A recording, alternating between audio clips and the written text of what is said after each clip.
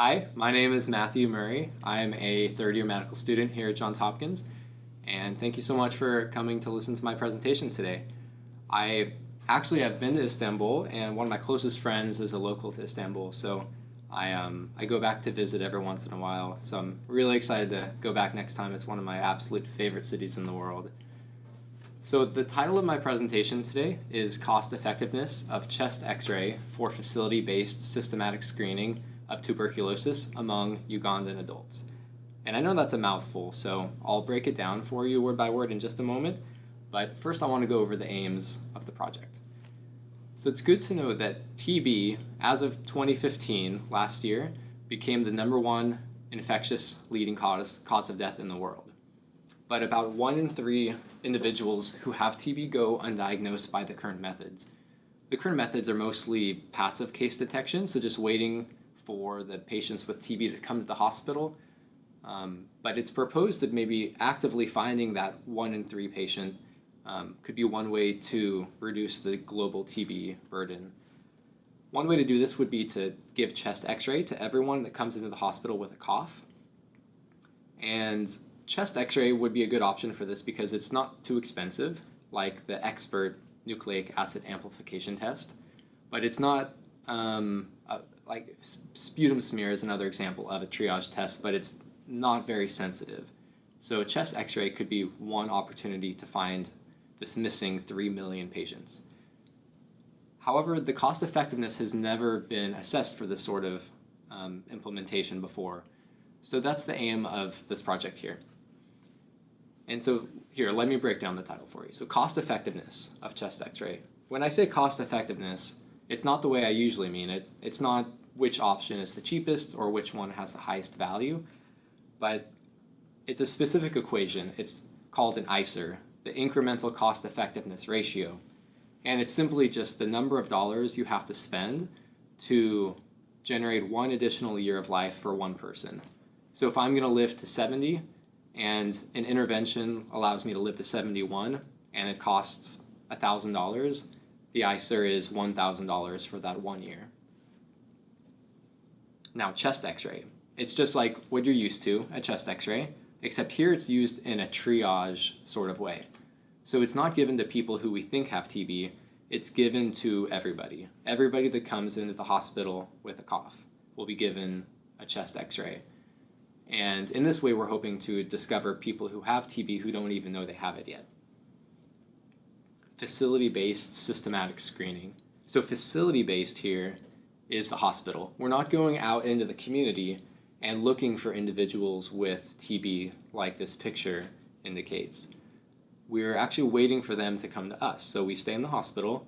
It's really similar to doing blood pressure on everybody that comes into the hospital. It's a very cheap test, it's very sensitive, and even if we're pretty sure somebody is healthy, we do blood pressure just in case something is going on, and it's a really easy way to save lives. So just like this, we're hoping to do chest x-ray to discover tuberculosis in Uganda.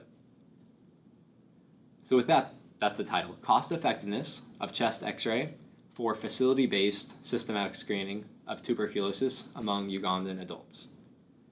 So how exactly did we go about doing this? This is called a decision analytic model. It's a computer model that basically shows the progression of patients through the Ugandan healthcare system, specifically patients with TB. So that very first branch you see is patients with a cough.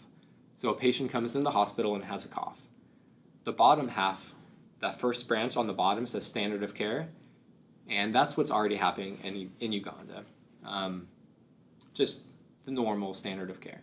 The top half is triage testing, and that's our experiment, our intervention of using chest x-ray on everybody. And this model is dictated by a number of parameters, the things that determine where patients go in this diagram. So the first one are probabilities. Let's say that patient comes into the hospital with a cough and they're given the chest x-ray. So there's a 5% chance that that person will have active TB in Uganda. About 5% of people have active TB at any given time. The same thing can be done with HIV, the next branch on this tree. Next, there are diagnostic parameters. So, what's the likelihood that a clinician can correctly diagnose somebody with TB? In Uganda, it's about 89%. So you can see there's another branch there. Next, there are costs, and this is in cost effectiveness.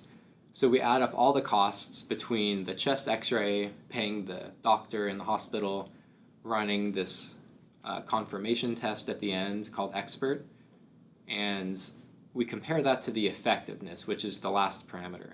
So at the end of the model, the patient either lives or they die. And if they're cured by the chest x-ray, compared to what would have happened in Uganda, they generate about another 15 years of life on average. And so between those costs and the additional 15 years of life, you can determine the ICER, or how much it costs to save 1 year of life in Uganda. So at this point, I'm sure you're wondering, how many dollars does it cost to save 1 year of life in Uganda by doing this? Well, $610, which is considered highly cost-effective in Uganda. And it's considered highly cost-effective because the average person in Uganda generates about $700 in the economy.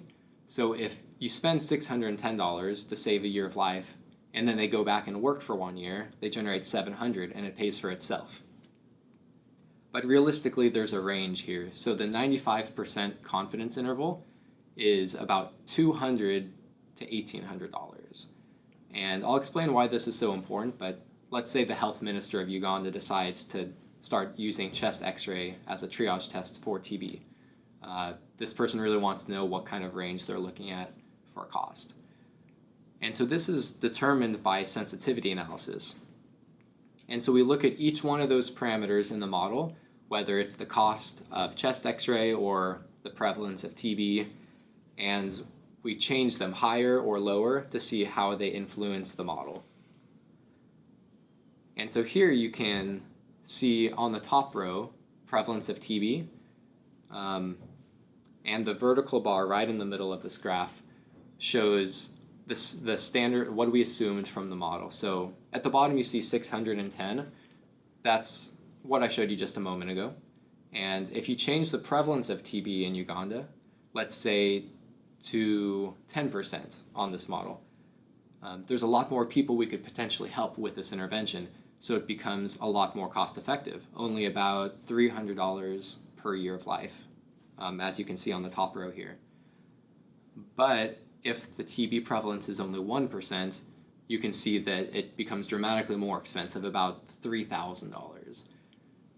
We can do this with each one of the parameters, and it makes what's called this tornado diagram, because at the top it's wide and it kind of goes down like a tornado like this. And I cut off about the bottom 20 parameters because they're not very important, but these 7 were the most influential to the model itself. And so now we can actually take 3 of the most influential ones at the top and graph them against each other, and we can compare that to other settings outside of Uganda. So let's take prevalence of TB, probability of death, and cost of chest x-ray, and combine those into one graph. So here's the first one. We're assuming that chest x-ray costs only $1, very cheap, and the y and the x-axis here, you can see, are the other 2 parameters I just mentioned. In short, this graph shows, should I use triage testing, the chest x-ray, or should I do what was done before, standard of care? And if chest x-ray costs only $1, it becomes very, very sure that we should do triage testing, almost in every situation, except there in the very bottom corner, when there's just 1% prevalence of TB and less than 1% chance of dying, then you use standard of care. As the cost of chest x-ray becomes more expensive, let's say $3, which might be the case in another country like Rwanda, you can check the Rwandan prevalence of TB and the likelihood of dying of TB in Rwanda, and you can graph Rwanda's cost effectiveness for this intervention onto this graph. So you could see it might be toward the top left in this situation. Next would be maybe $5, which is Uganda. And you see standard of care is kind of creeping into the middle of the graph. It's becoming better and better as the cost of chest x-ray goes up. Then we no longer want to do triage testing. Finally, let's take a upper middle income country like South Africa, where the cost of chest x-ray might be $10, you see standard of care is actually preferred in this setting. So this indicates that using chest x-ray as a triage test in hospitals like this, it's only really effective for low-income countries where the cost of the chest x-ray is $1 to $5. The limitations to this study are primarily that we focused only on the TB sector, so we didn't include the cost of HIV treatment or diagnosis, even though about half of the TB patients in this setting actually have HIV. We didn't account for future transmission either, and so in this model, we diagnose people with TB pretty early on before they even know they have symptoms with the chest x-ray. So normally they would go home and maybe infect a family member or a community member, but in this case we diagnose very early, so we prevent future transmission.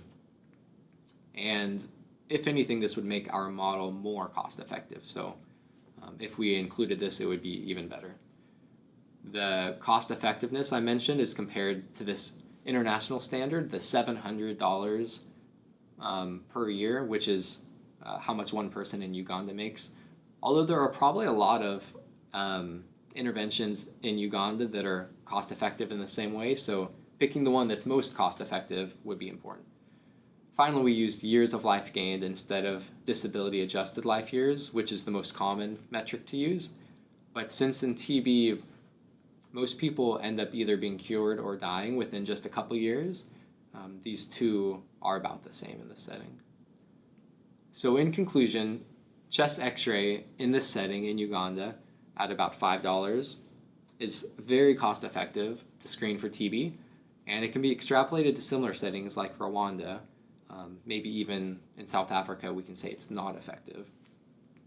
This might be a really effective way to scale up to lots of other countries and detect this missing 1/3 of TB patients.